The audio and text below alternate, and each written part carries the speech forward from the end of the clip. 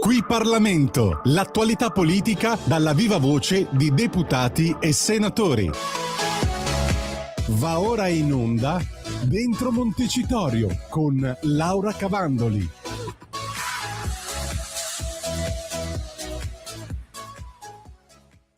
Buongiorno, a voi la linea. Buongiorno, bentrovati, grazie Natalia, amiche e amici miei nel Manon dell'Avventura, buon pomeriggio, le 14:17 minuti in questo momento di oggi, martedì 21 luglio 2026, sulle magiche onde di Radio Libertà. Io sono Antonino Danna, ma sono soprattutto la spalla della padrona di casa, che è reduce tra l'altro da una riunione, ed è la nostra Laura Cavandoli, che però, ecco, prima il microfono era chiuso, tutto a posto. Buongiorno a tutti, buongiorno Antonino. Buongiorno. Vedi, grazie per avermelo ricordato, insomma. Ecco. Tutto a posto. Fa caldo anche a Roma, fa decisamente caldo anche a Roma, e sono calde anche le nostre attività in aula, abbastanza calde e abbastanza frenetiche. Proprio in questo momento c'è un dibattito. Quando inizia l'aula in genere si apre una specie di, insomma, chiamiamola agone da parte dell'opposizione, che si susseguono, si rincorrono fra di loro per chiedere l'informativa del ministro, di quello altro, di quell'altro ancora. Quindi la situazione adesso è questa: l'aula è aperta alle 14, io infatti sono nel mio ufficio perché al momento non si vota e c'è questo dibattito aperto.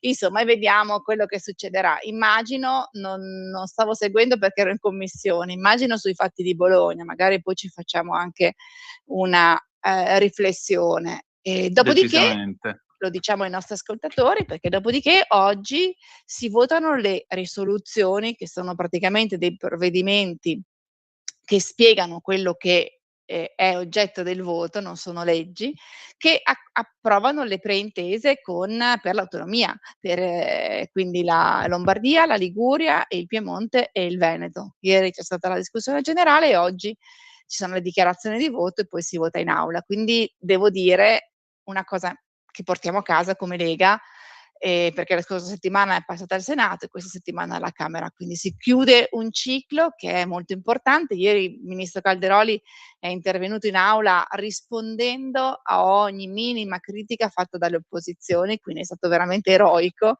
bravissimo, e oggi li votiamo, quindi una grande soddisfazione per noi della Lega. Decisamente. Intanto ricordiamo ai nostri ascoltatori 0292947222, il telefono è aperto da questo momento, 340 670 9659 per le vostre zappe o WhatsApp, che dir voglia, anzi. Laura, però io stamattina leggevo i giornali, già De Caro, il governatore pugliese, ha annunciato ricorso, vuole fare una coalizione delle religioni. In un certo senso è anche una guerra di religione. Vedi che i lapsus, bravo. esatto, vedi che i lapsus sono illuminanti. Ecco, vuole fare una guerra di religione unendo quasi tutte le regioni del meridione d'Italia. Mi viene difficile immaginare Occhiuto in Calabria che gli va appresso, o Schifani in Sicilia, che cosa gliene frega tra l'altro a Schifani dell'autonomia. Per cui voglio dire, Laura, te come la vedi sta guerra di religione? Ma allora, ieri devo dire che Calderoli è stato chiarissimo, perché ha detto una cosa importantissima: nessuno fa la guerra, che nessuno vuole togliere risorse, ma tutti vorremmo ottimizzare. Le risorse, ci accorgiamo, essere sempre meno, quindi dobbiamo, credo a tutti i livelli, ottimizzare le risorse. Ieri facevo un esempio molto chiaro, ahimè, perché in aula c'erano soprattutto deputati campani, e diceva come a fronte di 500.000 abitanti in più la Campania spende più del doppio in sanità rispetto al Veneto, e questo credo che sia il fallimento della normativa attuale, che lascia tutto diciamo alla gestione regionale, ma è una gestione regionale che sicuramente non è efficiente. Allora cosa dobbiamo fare? Vogliamo che ci siano delle regioni che hanno, io dico, più responsabilità, che hanno più possibilità, se volete anche per investimenti economici, ma anche una diversa gestione. Io penso alla Lombardia, che, ricordiamolo, è una regione che ha oltre 10 milioni di abitanti, un sesto di tutta Italia, e che comunque viene criticatissima dal Partito Democratico perché fa convenzioni con la sanità privata. Eppure in Lombardia le risposte vengono date, le risposte alle domande dei cittadini in tempi sopportabili, decenti. In Emilia-Romagna abbiamo la metà degli abitanti della Lombardia, ma soprattutto un'ideologia che vuole che tutte le risorse siano indirizzate alle strutture pubbliche, ma poi succede che nelle strutture pubbliche le risposte non possono essere date, che ci sono le liste d'attesa chiuse. Mi riferivano, perché poi chiaramente veniamo sempre anche noi deputati incalzati dai nostri cittadini che ci dicono: "Guardate che io devo fare una visita oculistica e ci sono le liste chiuse". Mi dicono che noi non abbiamo disponibilità, ma possiamo darle solo fino al 31 agosto. Dal 1° di settembre non abbiamo la possibilità di fare le visite oculistiche. Questa è la mia città, quindi capite bene che non ce la facciamo in questo modo a dare risposte ai cittadini. Per cui ci sono regioni che sono più avanti, regioni che sono più organizzate. Lasciamole andare avanti, ma poi copiamole. Cerchiamo di portare quelle che sono le best practice nelle altre regioni, ed è in questo che si va la riforma del ministro Calderoli è questo, cioè vogliamo ottimizzare le risorse e ottimizzare i servizi. Non dico che tutto è bello e tutto è brutto in una regione rispetto a un'altra, perché questo non succede, ma sicuramente con un'esigenza di ottimizzare i costi bisogna necessariamente anche ottimizzare i servizi. Con queste intese ce la possiamo fare. Quindi non mi aspetto veramente, le opposizioni sono puramente ideologiche. E non credo che i nostri governatori, premesso che appunto noi abbiamo regioni che sono già a statuto speciale e dal anzi, come dicono in Sicilia, no, che sono nate prima è nata prima la È Sicilia e poi vero. l'Italia. E quindi non è che pensiamo di insegnare a loro come si fa. Però queste regioni che hanno beneficiato per tanti anni, per oltre un secolo, della loro autonomia, dovrebbero essere anche loro apripista nel sostenerla e nel dare maggiore autonomia alle regioni in tutta l'Italia. Quindi siamo partiti e l'Emilia Romagna peraltro si è messa diciamo in stand-by, nel senso che non si è opposta a questa autonomia, seppure non si è accodata. Però insomma credo che, e questo perché ovviamente l'ex governatore Bonaccini aveva fatto lui tutti i passaggi e ancora nella 17ª legislatura con il governo Gentiloni aveva chiesto l'autonomia. Quindi è un tema che la sinistra conosce e vuole affrontare. Ecco, le risposte secondo me vanno date ai cittadini, quindi se ci sono regioni che non sono in grado di darle, forse è il caso che portino avanti anche loro l'autonomia per avere più risorse, ma gestite meglio.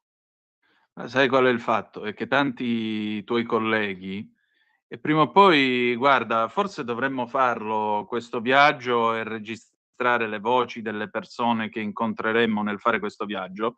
Bisognerebbe prendere l'Intercity notte che passa alle 8 della sera dalla stazione di Vibo Pizzo, binario 3 per la precisione, e puoi stare tranquilla che nell'arco di una notte, viaggiando lungo tutta l'Italia, arriva alle 10:15 se non ritarda a Milano Centrale. Ecco, io sono pronto a scommettere che la maggioranza di quelli che incontreremmo, specialmente in questo periodo diretti verso nord, sarebbero tutte persone che vengono in Lombardia o comunque in un posto qualunque al di sopra di Roma per andarsi a curare.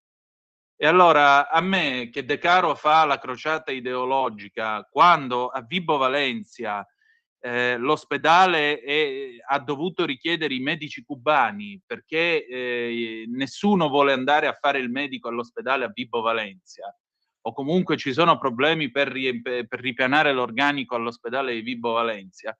Ecco, a me piange sangue quando vedo queste cose. Per cui la guerra ideologica e di religione, perché sì, è proprio una guerra di religione, come tu saggiamente osservavi, ecco, a me questa roba qua lascia veramente esterrefatto. Cioè, qui dovremmo avere una sanità efficiente, sia per quello che va all'ospedale a Vibo Valentia che per quello che va all'ospedale a Milano. Non la transumanza che si fa tutte le sere alle 20 quando arriva quel treno. Perché stai tranquilla, che a maggior ragione in questo periodo, troveremmo solo persone che vanno al nord a curarsi. E Questo questo è tu poco sai ma come sicuro. funziona? Perché fra queste intese che fanno riferimento chiaramente alla norma della Costituzione che permette appunto, di creare delle intese solo nelle, mi sembra, 21 materie, queste sono 5, e queste sono 5 materie in cui non ci sono i livelli essenziali di prestazione, ma fra queste 5 c'è proprio il rapporto con lo Stato in materia sanitaria. Per questo che, bisogna anche ricordare come funziona, perché un cittadino italiano ha diritto di essere curato in tutta Italia, può scegliere dove andare, può scegliere la sanità che preferisce, ma la sua regione pagherà la prestazione alla regione che lo cura. Quindi a questo punto, ci chiediamo, e poi mi sembra abbastanza evidente la domanda, è banale, allora c'è una regione del sud che si appronta a del sud, perché abbiamo citato questo esempio, che si appronta a Certo. prestare un servizio che non presta, perché i cittadini non si fidano e se ne vanno in un'altra regione a farsi curare. Un'altra regione che però ha approntato un servizio per 10.000.000, 4.000.000, 5.000.000 di abitanti e che deve erogare questo servizio a più richieste, cosa che fa, ci mancherebbe. Però in questo modo ri rischia di far ritardare l'intervento su quelli che sono, diciamo, la sua platea naturale, territoriale. Ed è questo che un po' fa arrabbiare, perché effettivamente diamo un servizio ottimo e ottimale, perché i nostri medici sono bravissimi ovunque, quello che cambia e quello che deve essere curato è l'organizzazione proprio e la strumentazione, che questo devo dire rientra sempre nelle scelte economiche di una regione. Ma anche all'interno della stessa regione ci sono dei divari, però è chiaro che si rischia di fare investimenti che poi non vengono nemmeno utilizzati. Infatti. Muoviamoci nell'intenzione, nell'idea di andare avanti perché almeno queste competenze passino alle regioni e che le regioni siano in grado pertanto di trattare direttamente con lo Stato su certe materie che chiaramente fanno riferimento anche delle risorse economiche, per cui se sono meglio organizzate avranno più risorse, senza diciamo affossare o comunque sia sminuire l'intervento tecnico, nel caso dei medici, medico e sanitario di alcune regioni che però purtroppo restano indietro. Laura, scusa, io stavo guardando ora la tua storia su Instagram. Ribadisco a chi ci ascolta, non sono uno stalker di Laura Cavandoli, se no a quest'ora tranquilli che mi avevano già blindato. No, tu giustamente batti questa immagine del sindaco di Bologna, Lepore, dimettiti. Ecco, a me sta cosa di questa vicenda, peraltro che non è nemmeno chiarita, visto e considerato che abbiamo visto solo un frammento di un video, e visto e considerato che il mondo ormai è pieno di gente che sta al mondo per spiegare agli altri com'è che si sta al mondo, poi loro non ci sanno stare, ma questo è un altro paio di maniche. Mi sto riferendo al fatto di questo marocchino, c'è stato questo intervento delle forze dell'ordine, questo tizio è morto, questo povero disgraziato è morto. Ora, i fatti sono due, c'è chi sostiene che sia morto perché la polizia, come con George Floyd, ha esagerato nelle maniere forti e di conseguenza questo è morto in pratica per colpa delle forze dell'ordine, mentre invece c'è chi dice no, guardate che il discorso è molto più lungo, questo stava dando in escandescenze, aveva già altri problemi che poi hanno portato alla sua morte. Matteo Salvini, trovandosi facendo, c'è qua il suo Instagram, scrive la Lega, anzi Salvini Premier su Instagram, oltre 70 poliziotti feriti, 6 mezzi di servizio danneggiati, Bologna devastata dalla guerriglia urbana, perché stamattina, per chi non lo sapesse, c'è stata una manifestazione a No, Bologna, ieri scusa, c'è stata una ieri pomeriggio, ieri manifestazione, sera, ma guarda adesso posso dirti anche una cosa, ti interrompo, ma ti spiego, poi finisci quello che ha detto Salvini. sì, Io sono convinta che, è successo una ahimè, quell'omicidio che, ha coinvolto quel pizzaiolo di Reggio Emilia sì. ha, creato la reazione da parte del sindaco di Reggio Emilia, quindi sempre zona altamente PD, di fare una manifestazione di solidarietà globale senza simboli, eccetera. Ecco, Lepore ha fatto lo stesso, voleva fare lo stesso. E quindi ha detto: "Bene, stasera", cioè ieri sera, "facciamo una bella manifestazione senza partiti, senza niente, di piazza e testimoniamo la solidarietà alla vittima, cosa che poteva avere un senso se sei in grado di governare la tua città, se tu conosci la tua città, perché la sua città invece si è rivoltata contro lo Stato. Sono andati tutti sotto la prefettura e volevano menare, e me l'hai detto tu, che hanno menato i poliziotti. Sì. Quindi c'è per quello che io dico Lepore, dimettiti, ed è una richiesta che fa anche giustamente il ministro Salvini. Siamo di fronte a una persona che non conosce i suoi cittadini, che non è in grado di governare la sua città, e ora il PD ci dice: "No, c'erano 2 piazze, quella bella che voleva Lepore, con tutti i cittadini che andavano là a pregare per questa vittima. E poi c'erano i facinorosi, quelli che sono venuti in piazza per menare lo Stato". Lo Stato, perché se vuoi andare sotto la prefettura, e abbiamo visto delle immagini terrificanti, gli agenti antisommossa che nonostante ciò erano preparati, ma nonostante ciò sono stati colpiti, dopodiché hanno bruciato auto della polizia, auto del comune di Bologna, quindi una guerriglia urbana. Caro Lepore, non puoi incitare a manifestazioni di piazza contro lo Stato. Questo non lo devi e non lo puoi fare. Ti lascio finire perché giustamente stavi leggendo il post, il richiamo del No, io segretario sono Salvini. d'accordo con te, appunto. Lo ripeto, oltre 70 poliziotti feriti, 6 mezzi di servizio danneggiati, Bologna devastata dalla guerriglia urbana. Il sindaco si assumerà la responsabilità politica di questo disastro. Chi pagherà i danni? Dimissioni subito. Ti chiedo però un momento di pausa perché sono già le 14:33, se no poi Natalia mi mena. Torniamo tra poco. Stai ascoltando Radio Libertà, la tua voce libera, senza filtri né censure, la tua radio.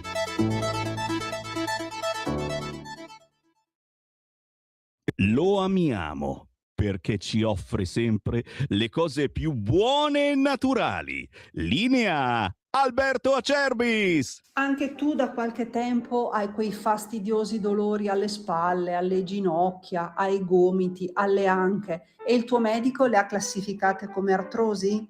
Aiutati attraverso ACEUC2. ACEUC2 è il nostro integratore alimentare a base di collagene nativo non denaturato di tipo 2, quello che aiuta le cartilagini a rigonfiarsi di collagene in modo che le articolazioni non si tocchino e non si sfreghino più. È un prodotto completamente naturale, stamattina in offerta speciale per voi. Chiamate subito 030 68 40 408. Vuoi provare il trattamento di 30 giorni? 35 euro. Vuoi provare il trattamento di 60 giorni? 60 euro. Vuoi provare il trattamento di 90 giorni? 79 euro. Ma se acquisti il trattamento di 4 mesi, 120 giorni di trattamento, un prezzo straordinario speciale per voi se chiamate subito lo 030 68 40 408, dite ho ascoltato Radio Libertà, avete prezzo straordinario, trasporto gratuito e anche uno splendido omaggio. Solo ed esclusivamente adesso se chiamate subito lo 030 68 40 408. Di nuovo a voi la linea. Grazie Natalia, alle 14:35 minuti e 20 secondi sulle magiche onde di Radio Libertà. Antonino Danna al microfono con voi, insieme con Laura Cavandoli per la puntata numero 8 di Dentro Montecitorio. Laura, però io stavo riflettendo su una cosa durante la pubblicità. A proposito mi verrebbe da dire l'assalto ai forni di Bologna, l'assalto alla prefettura. A me pare che in questo paese sia ormai abbastanza chiaro che una parte politica, o comunque chi si riconosce in una certa parte politica o simpatizzanti, diciamo così, sono evidentemente convinti che poliziotti, carabinieri, forze dell'ordine in generale, tutto sommato ci si possa anche sputare sopra. E intanto a me spiace dirlo, spiace constatarlo, Però io mi ricordo, mio padre raccontava sempre di questo appuntato dei carabinieri a Bagheria negli anni 60, si chiamava Stivalino, lo chiamavano Stivalino perché lui andava sempre in giro con gli stivali lucidi ed era magro magro, coi baffetti, proprio il classico carabiniere, diciamo così, di un certo tipo di cartoline di una volta. Bene, mio padre raccontò una volta questo episodio. Lui era appena tornato con la 1100, sarà stata l'1:30, alle 2 di notte, aveva fatto tardi. Parcheggia la macchina nel vicolo, scende, chiude la macchina, poteva avere 22 anni, era proprio ragazzo mio papà. All'improvviso, da un'altra 1100 parcheggiata accanto alla sua, si apre lo sportello di dietro e si materializza Stivalino che gli chiede i documenti a quell'ora. Si era sdraiato sul divanetto di dietro e aveva aspettato perché aveva sentito il rumore della macchina che arrivava e pur di fare il suo controllo, questo era sbalzato all'improvviso fuori, tra l'altro facendo spaventare pure mio padre, perché Immagino. all'improvviso vede sto sportello che si apre da solo e scende lui. Ecco, però nessuno osava mettere in discussione uno come Stivalino, che riusciva a fare cose di questo genere. Perché si è perso sto rispetto verso le divise, secondo te? Non lo so, sicuramente però c'entra il 68. Eh sì, qua siamo prima siamo nel 60-62 massimo. Purtroppo devo dire che il 68 ha fatto, io dico, certi effetti positivi ci sono stati, ci mancherebbe, si sono rotte delle regole e hanno creato sicuramente una rivoluzione culturale vera, che però ha scardinato da molti punti di vista quello che è il rispetto per lo Stato e il rispetto per le istituzioni. E non lo abbiamo più recuperato, anzi si va sempre peggio. E questi episodi, e non mi riferisco all'incidente di Fakir, perché qui devo dire è stato bravissimo Gianni Tonelli, che lo ricorderete, è deputato, ex collega, sindacalista storico del sindacato autonomo della polizia, quindi un poliziotto vero, che ha detto: "State tranquilli, c'erano le bodycam. Volete sapere cosa è successo? Io sto dalla parte della polizia. Se qualcuno ha dei dubbi, andiamo a vedere cosa c'è nelle bodycam e andiamo a vedere cosa è successo." Questo credo che sia il punto principale.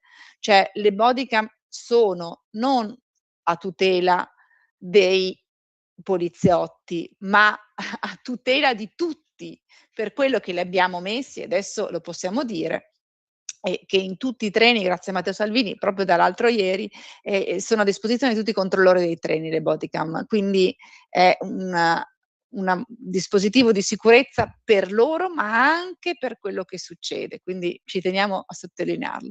Quindi io parto dal presupposto che il rispetto ci deve essere per le forze dell'ordine, perché loro sono lo Stato, così come ci deve essere per gli insegnanti, perché l'insegnante è lo Stato, così come ci deve essere per quello che sono i beni pubblici, perché lo Stato è il proprietario e quelli sono di tutti, cioè non sono nostri, non dobbiamo distruggerli perché servono a tutti.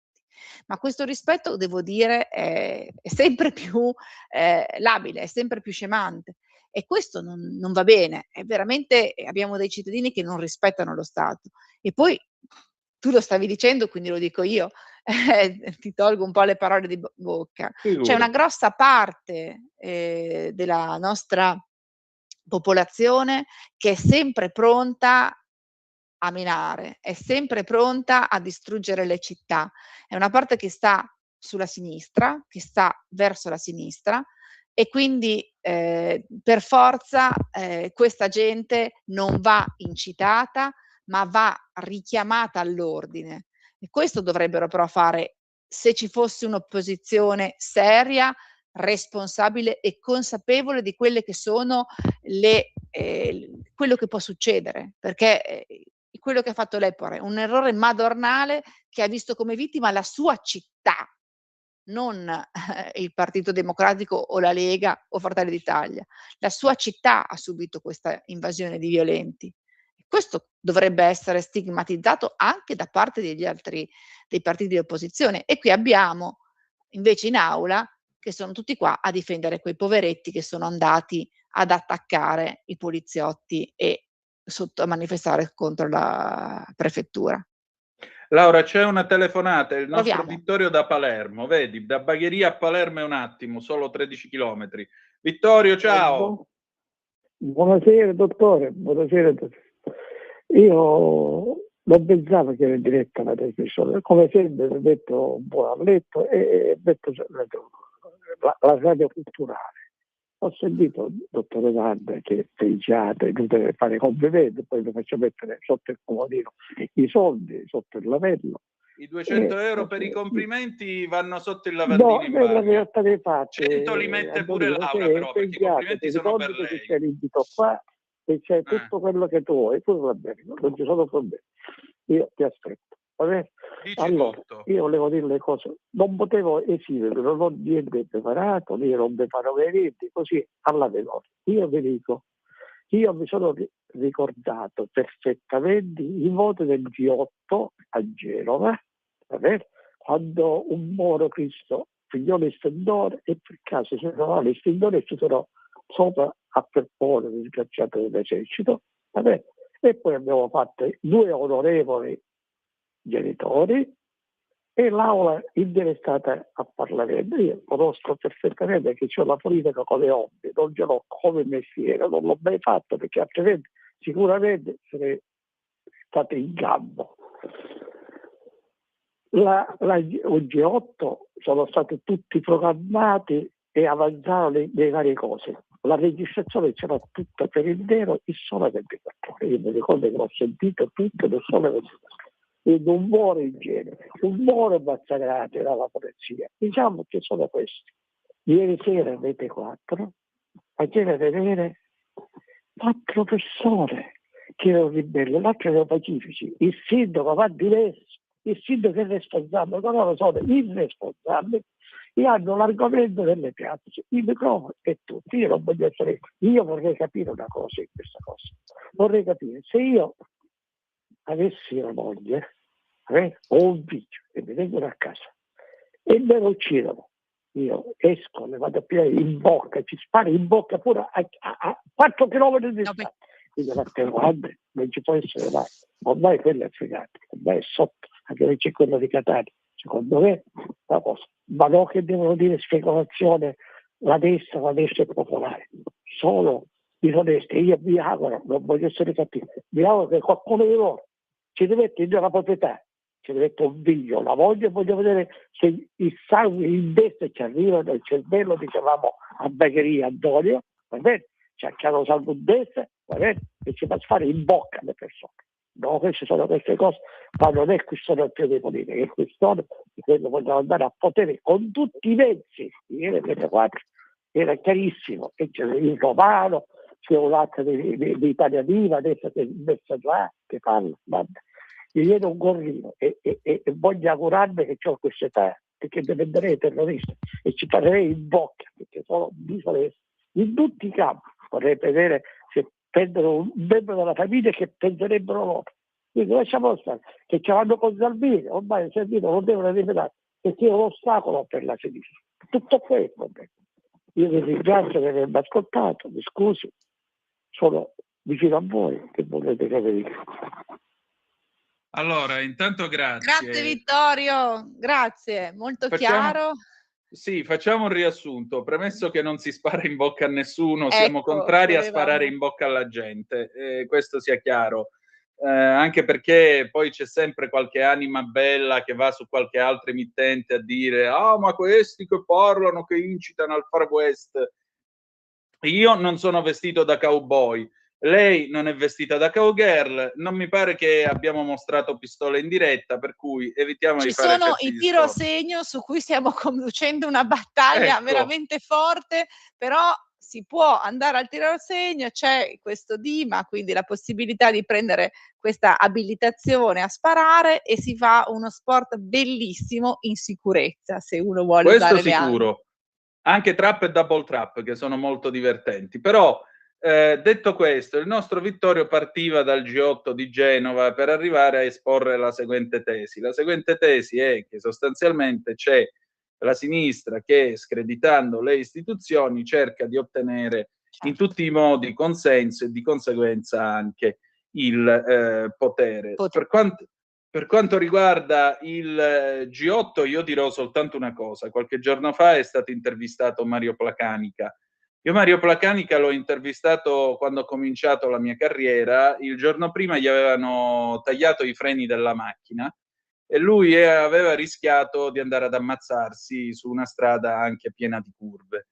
Io non dimenticherò mai una cosa di quell'intervista. Io sono dell'80 come lui, avevamo tutti e due 26 anni, lui però aveva già una moglie e una figlia, e io nella conversazione con Mario Placanica ho avvertito l'odore e il senso della paura. L'uomo che mi parlava era un uomo che aveva paura, la cui vita è stata rovinata completamente da quanto è successo al G8 di Genova, dove ha sparato per cercare di difendersi, perché al mio paese in 30 contro una camionetta con l'estintore, contro 3 disgraziati di leva, non mi pare regolare.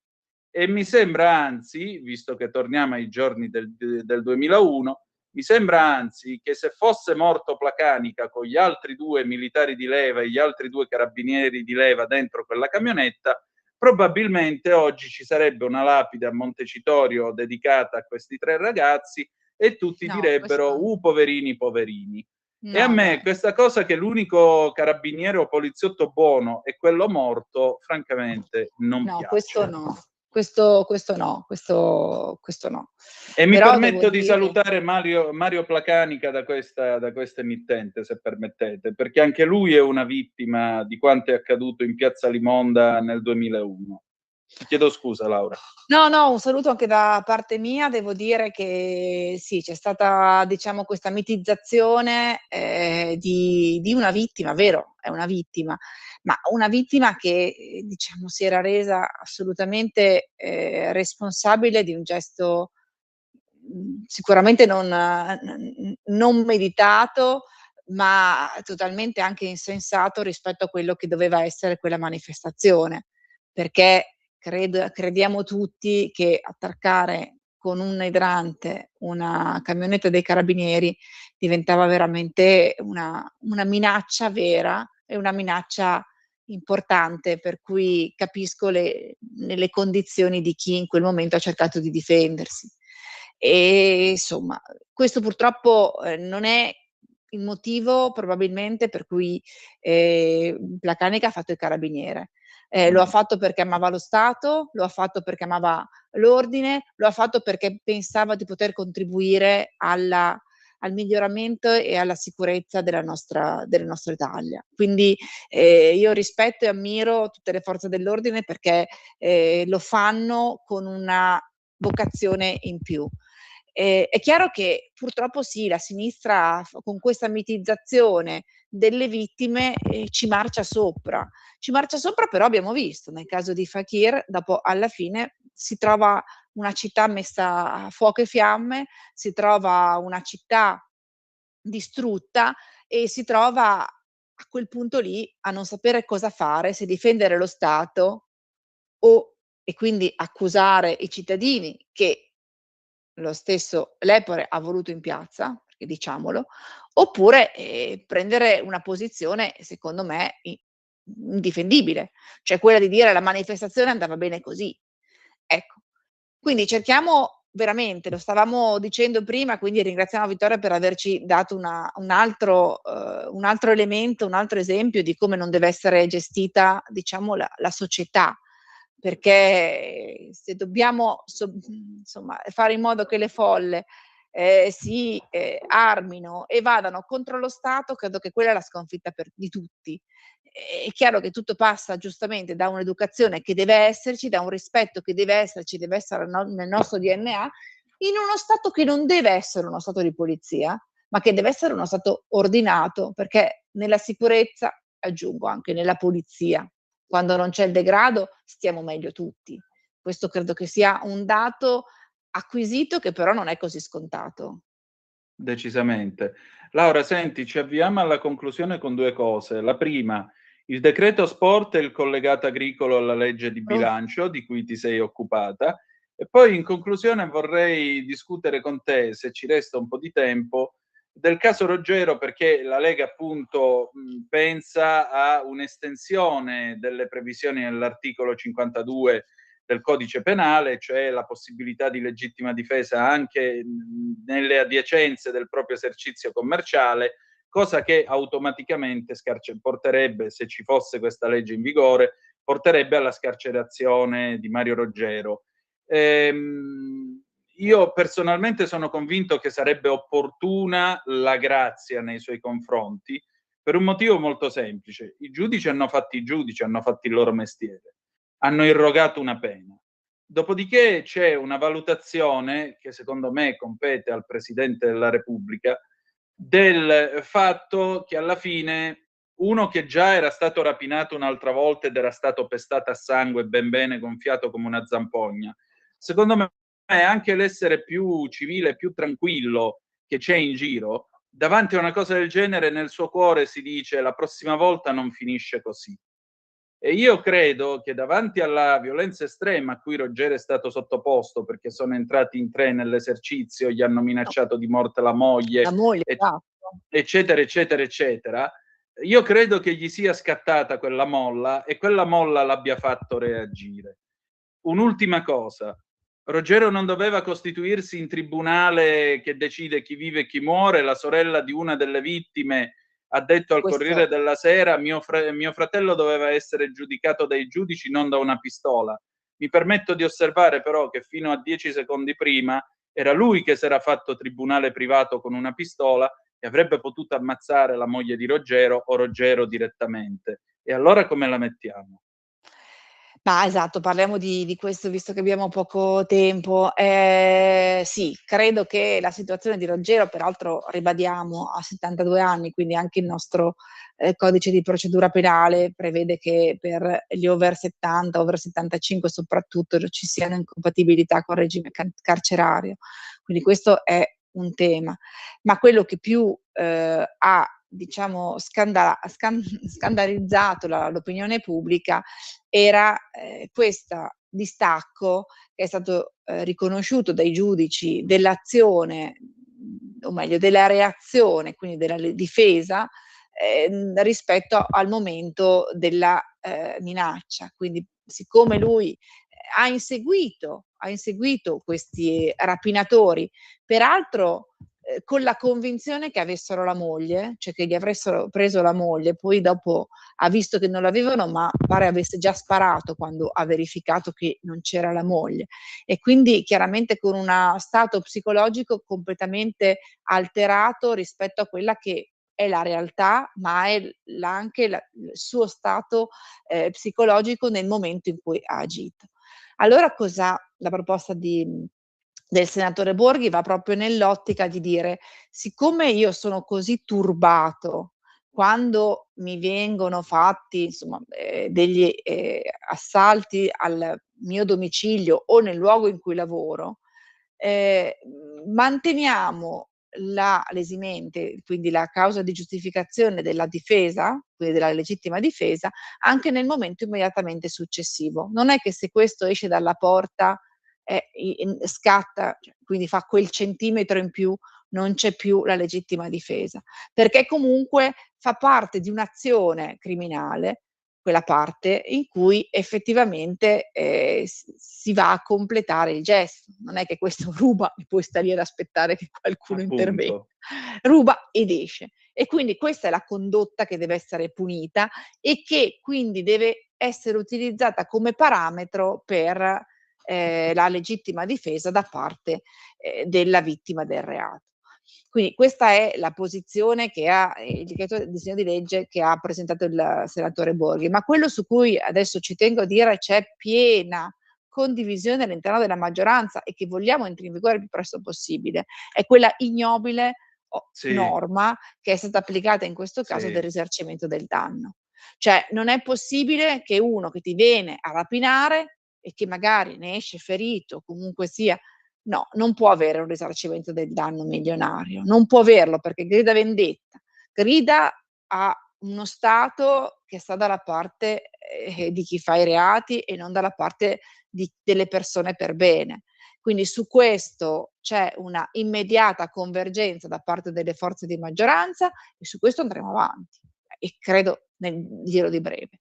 La proposta sulla legittima difesa, diciamo che è osteggiata da una parte politica di centrodestra Sì.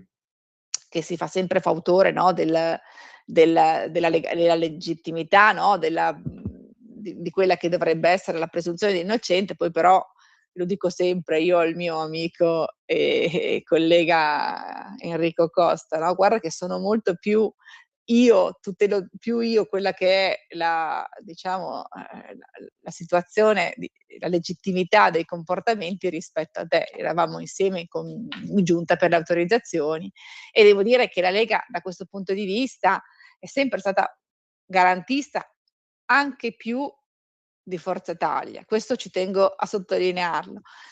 Però ecco, il garantismo di Forza Italia su questo un po' si è bloccato. Quindi però diciamo che io ve l'ho spiegato giuridicamente come funziona e qual è la proposta della Lega. Andremo avanti, è chiaro che essendo una norma penale, se entra in vigore ha efficacia per tutte le fattispecie che si sono verificate e quindi è anche retroattiva per intenderci, perché è una norma migliorativa rispetto a quello al sistema giuridico penale in vigore al momento della condanna.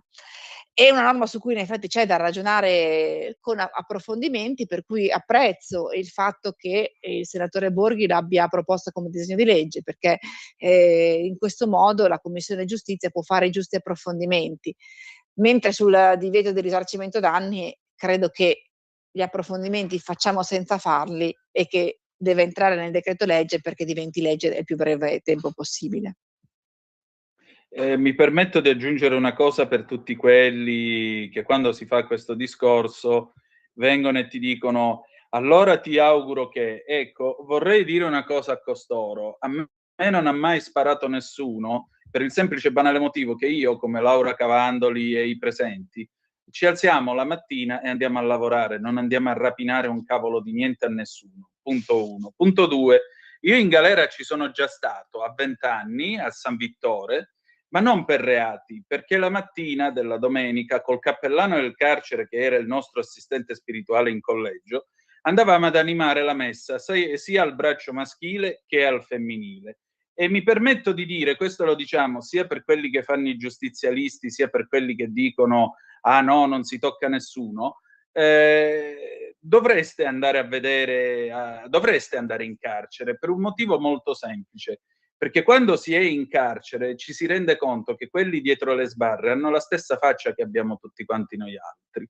E uno che usava questo metodo pedagogico era un signore che è stato 5 volte presidente del Consiglio, nonché statista di livello, che si chiamava Aldo Moro, ci portava i suoi studenti universitari a parlare con i carcerati. Questo è quello che mi permetto di dire. Scusami se ogni tanto divago, Laura, però mi pare giusto dirlo. Hai perfettamente ragione, perché comunque sia è così. Io anch'io devo dire che le visite carcerarie, insomma, nel percorso di studi di giurisprudenza sono sempre previste ed è giusto che ci siano.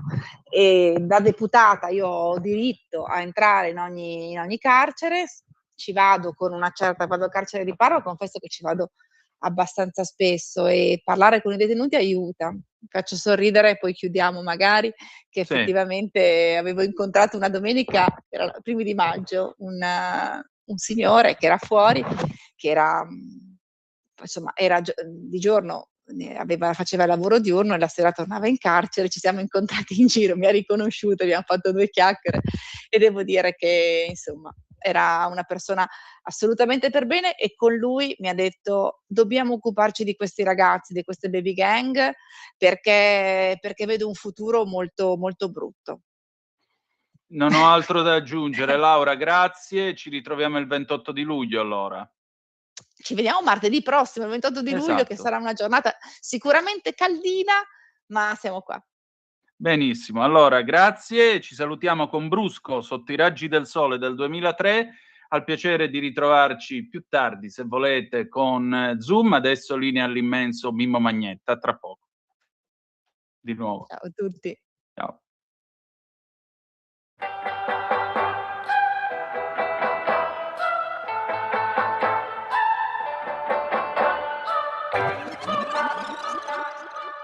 Io ti amo e tu lo sai. Sotto i raggi del sole. Ma mi chiedo come fai. Com'è bello sognare. A restare dove stai. Abbracciato con per ore al sole senza alzarti mai. Io ti amo e tu lo sai. A due passi dal mare. Ma mi chiedo come fai. Avete ascoltato Dentro Montecitorio con Laura Cavandoli. Qui Parlamento, l'attualità politica dalla viva voce di